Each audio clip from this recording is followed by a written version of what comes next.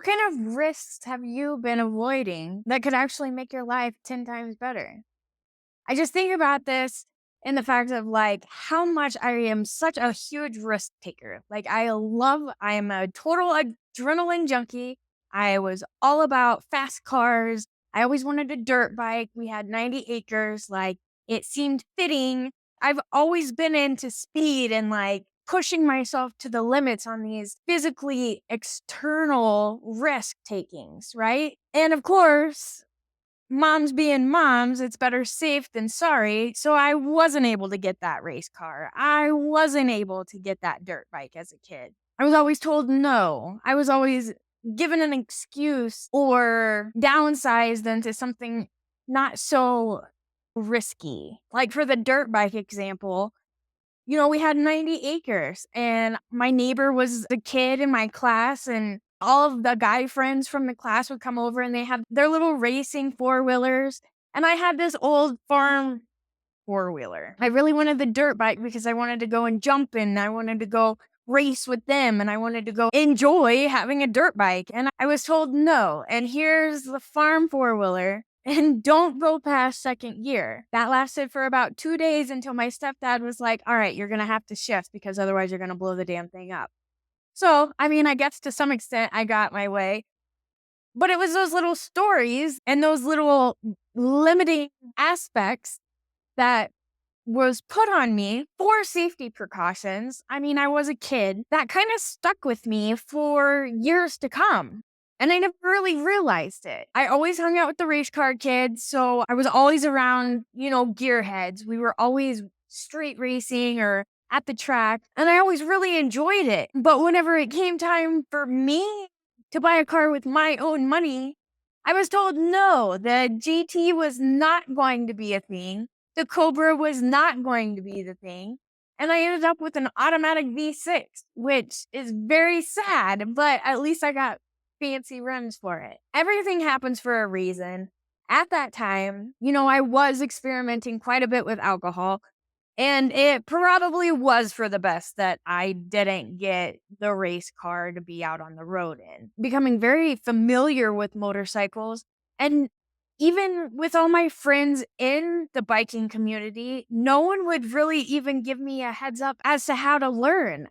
I got little tricks here and there, safety precautions, the tidbits of like where you ride at in the lane and staying off the paint stripes, how to navigate through the wind. I was always a passenger, but it still didn't take away the fact that I wanted to do these things by myself. I want the race car. I want the bike. It's the physical risk. It's that adrenaline.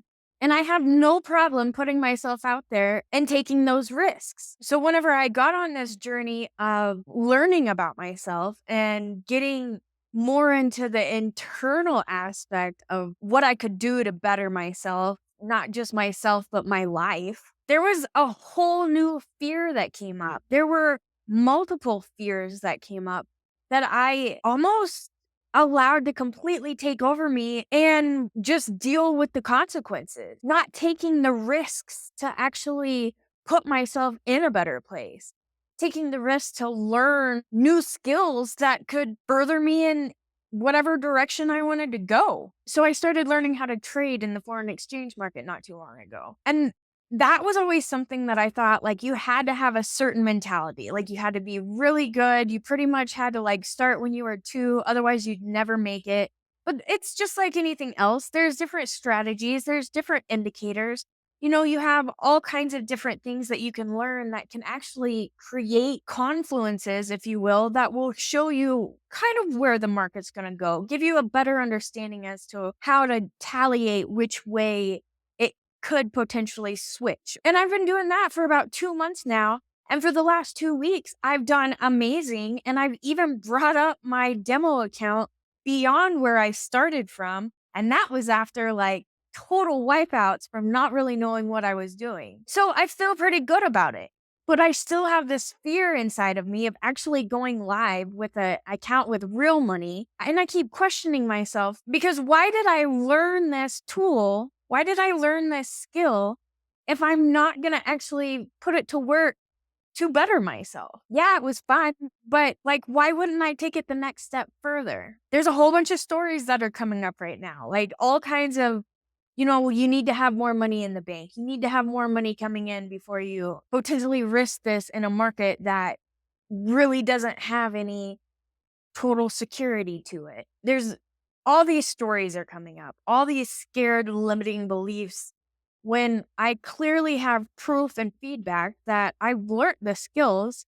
Yeah, there's going to be moments where it's not going to work out because that's just how life and the charts work. But setting a real risk to reward ratio, you allow yourself that major reward compared to that little bit of risk. Now, that's a total trading terminology, but it really sets in motion for life in itself.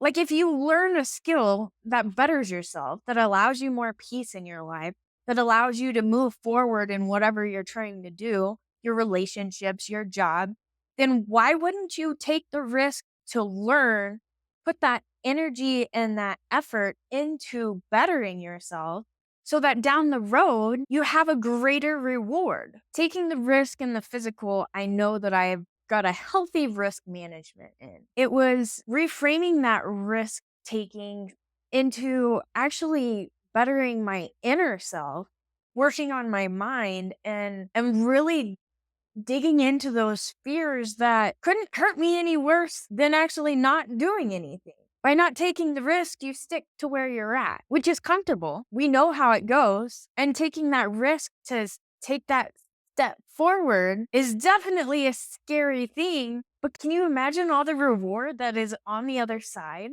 I don't know what's scarier, breaking a bone, wrecking a car, or getting into my mind and dealing with the limiting beliefs and all the scary demon stories that I've been telling myself for so long about why I can't go do what I want, why I can't speak my mind, why I'm not worthy of whatever. And now that I've started digging into them, honestly, there's no broken bones.